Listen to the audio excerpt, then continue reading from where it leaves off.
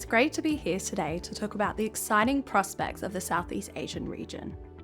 In the context of a generally slowing global growth outlook, countries which can continue to deliver robust growth, supported by strong domestic demand, are very interesting to us.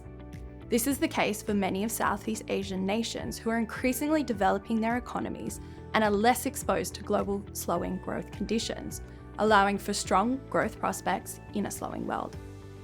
Our base case is that slower global economic growth, where the US will finally embark on monetary loosening in the near term, will support these nations. Economic growth is in short supply from an investment perspective. Hence, the prospect for Asian equities with endogenous growth drivers are very positive from an investment perspective and scarce in this global context. Further, we see valuations which are generally cheap in the Southeast Asian region, which is really interesting. Interest rates in these economies are still relatively high and they will finally be cut, supporting strong economic outcomes. Economies like Indonesia, Malaysia, and Vietnam are booming despite a slowing US, where we're seeing GDP growth rates in excess of 5, even up to 7% in these locations, despite high interest rates, which have been there to starve off inflation and really stabilise their currencies in the context of high US rates. Falling US rates will enable them to drop their own policy rates, which are at high levels in real terms. This is supportive of the performance of equity markets in the region, particularly our strong Southeast Asian portfolio companies, which offer high likelihood of earnings delivery and are available and we're buying at very attractive valuations. We visited Indonesia recently and found the economy out of investors' spotlight, but with strong exogenous and, more importantly, in a slowing global growth environment, endogenous growth drivers supporting the outlook for economic growth over the coming years. Domestic investment and consumption are growing, supported by a growing and young middle class, while foreign direct investment continues to stream in from global and regional champion companies. Notably, Indonesian corporates we visited are gearing up for the next stage of strong growth in Indonesia. Corporates who we saw in Jakarta, including portfolio company Pakuan, have increased their capex budgets for 2024 and 2025, supported by strong balance sheets, which are at historically low levels of leverage and can see strong growth over the next 3 to 5 years and beyond. This will also benefit leading banks we own and visited in Indonesia. We met with both the CFO of both key portfolio holdings, Bank Mandiri and Bank Negara, during our trip, and came away confident of continued strong loan growth, supported by strong abilities to win low-cost funding, which is essential to the sustained profitabilities of these banks. That is, increased corporate confidence in the outlook of the Indonesian economy is supporting stronger capex budgets and are being reflected in mid to high teens loan growth in leading banks in Indonesia. This can continue to be supported into the medium term due to low levels of corporate leverage compared to history in Indonesia, as well as strong levels of capitalization and strong asset quality at these banks. Since we returned from Indonesia in July, we have been adding more strongly to Indonesia to capture the cheap valuation that resulted from earlier market concerns of higher rates for longer in the US. Our portfolio banks are growing robustly, have little credit issues, and are generating 15 to 20% plus ROE, and are trading at an attractive 1 to less than 2 times price to book, whilst also providing a large 6 to 7% dividend yield. We are optimistic around the strong growth story this country presents us, as well as the exciting opportunities available to us here at attractive valuations. There is ample room for the Bank of Indonesia to deliver rate cuts over the near term as external conditions loosen. Given that Indonesian real rate is currently strongly positive at above 4%, this provides ample room. In Indonesia, the policy rate is currently at 6.25%, up strongly from COVID lows. Meanwhile, recent CPI numbers in Indonesia came in at just above 2%, down from 2022 highs of 6%. This is much lower than what we saw in developed markets. Similar to other emerging economies in Asia, the constraint to beginning the easing cycle in Indonesia, despite manageable inflation rates, has been tight external conditions. Tight external conditions have impacted currency stability to some extent.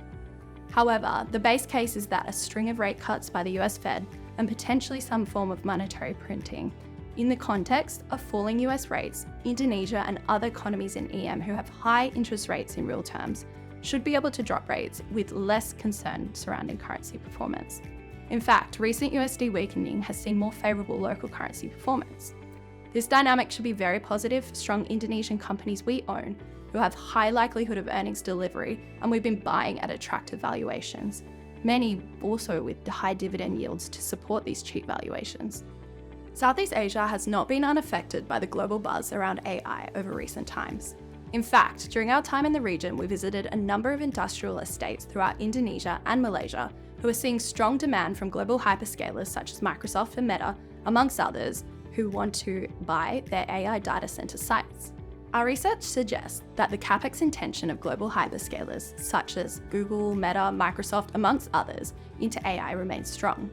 The attitude amongst these companies largely remains that the risk of underinvestment in AI is higher than that of overinvestment at this juncture, despite questions around short-term returns on such investments.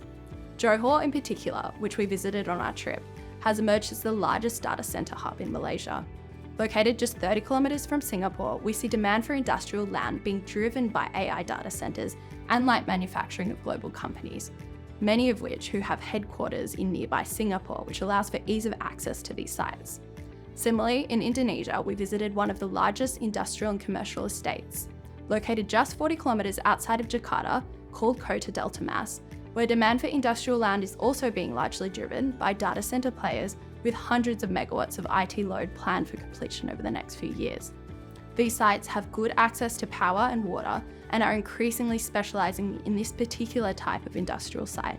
In addition to global companies coming into the region and investing in AI-related infrastructure, another strong theme for Southeast Asia is continued supply chain reallocation to the region and establishment of production facilities not only for servicing a promising local consumer market, but also to establish global manufacturing bases for exports from these nations to the outside world.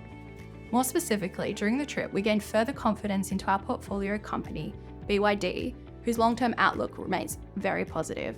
We saw Chinese EV makers such as Wuling and BYD, who are building local plants in Indonesia to lead the transition to EVs in the country, as well as establishing ex-China global manufacturing hubs.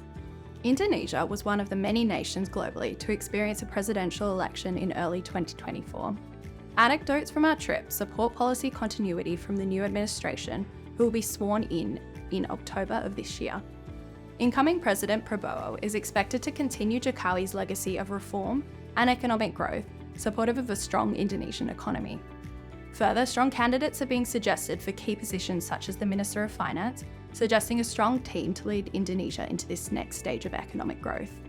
This will be highly supportive of equity markets in this country. We also visited Singapore during our trip, meeting with leading corporates exposed to the Southeast Asian growth story. This included leading bank DBS. We see Singapore as a key beneficiary of global changes in private banking and family office locations in recent years. Such structural change of private banking clients to Singapore continues to drive strong AUM growth in wealth management and returns for players such as DBS, who are leading in this field in Singapore. While also available at good valuations, but supported by historically high dividend yields and returns on equity. Given the increasing sophistication of industries in Singapore, we also see more and more outsourcing of resource, power, and labour-intensive industries to neighbouring low-cost Asian economies. This benefits nations such as Malaysia and Indonesia, who Singapore are drawing on for resources and manpower. This will further support their economic growth and development. Hence, we are seeing these themes as supportive of strong investment into these nations, supportive of stronger equity markets, which are currently trading at relatively cheap valuations relative to history. To conclude, key portfolio companies in Indonesia, such as those mentioned, Bank Mandiri and Bank Negara, and other Southeast Asian holdings are positioned to benefit from these long-term growth thematics in these exciting nations. At Ox Capital, we look to buy quality franchises with profitable but sustainable growth. We buy these positions at attractive entry points. We see this booming region as increasingly important in the context of a slowing growth outlook, and we believe these can be a strong source of outperformance for equities. We believe our current holdings are strongly positioned to perform in the current environment and going forward. If you have any questions or to learn more, please do not hesitate to reach out to us via email or our website.